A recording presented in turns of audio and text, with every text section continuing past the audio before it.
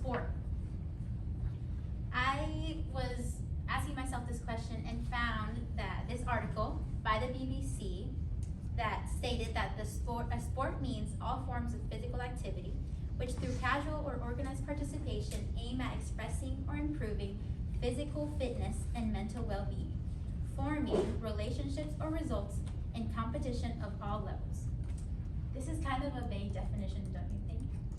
And this kind of raises the question of like, anything can be a sport with this underneath these terms.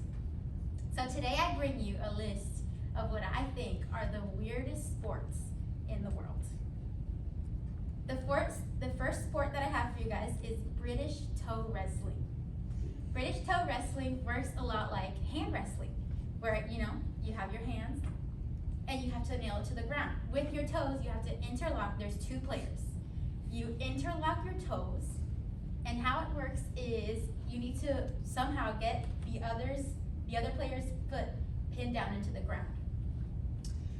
It works as in a competition, and I will say, if you believe that your strength lies in your feet, definitely invest in British toe wrestling. This is, I will say, I searched up by the Sports Malik, which is a sports platform that strives to educate and bring unity to the sports world. And here I found some more details about this sport. One of the details is that it can only happen between people of the same gender. There is no time limit, so you can take as long as you want wrestling with that other person.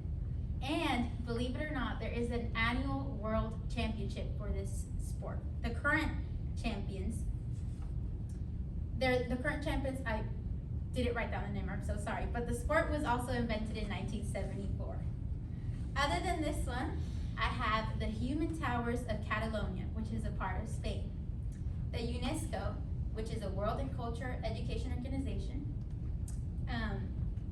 describes this sport as basically it's formed by a lot of people that are called castellers, which are forming a tower, which they name a castle.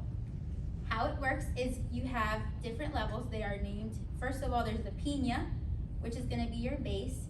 Here, there can be as many people as you want, and they don't necessarily need to be part of the game or of the team. It can be people from the town all uniting, and they're all kind of centered in together.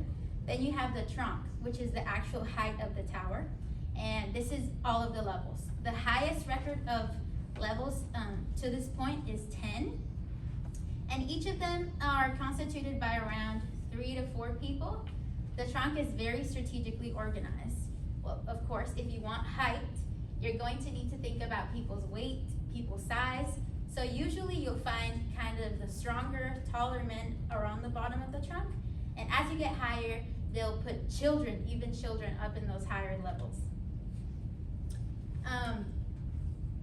This is a huge part of the annual festivities in Spain, and it is a huge part of their culture. There is a world championship when it comes to this. There's many teams. I think there's one day, and they all gather around the street, and there's a lot of teams competing. Who wins is the team who achieves the tallest tower. How it works is they stand on 2 shoulders, so it'll be literally people stacked on top of people. And yeah, whoever gets the most amount of levels wins the competition. They also need to be able to dismount without anybody falling. The next sport I have for you guys is called, I'm gonna butcher the spelling, Sepak Takraw. This is localized in Malaysia. It was invented there. And I found my information with the International School of Kuala Lumpur in Malaysia.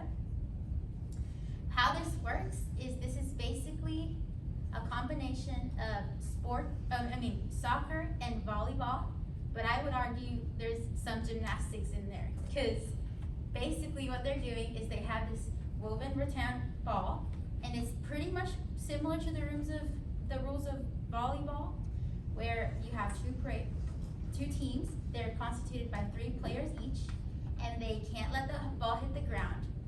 They can touch the ball, hit the ball with anything but their hands. So they can kick it, they can use their knees, they can use their head, their chest, anything. You'll see them flips in the air, and everything. They'll throw it over the net, and whoever achieves 21 points is one set. That means that they win the set. And like volleyball, there's 2 sets. Whoever wins most points out of it all wins. These sports are a representation of how exactly vague that definition is. Really, anything can be a sport. So today I want to encourage you, if you're really good at something, no matter how weird that skill is, make it a sport.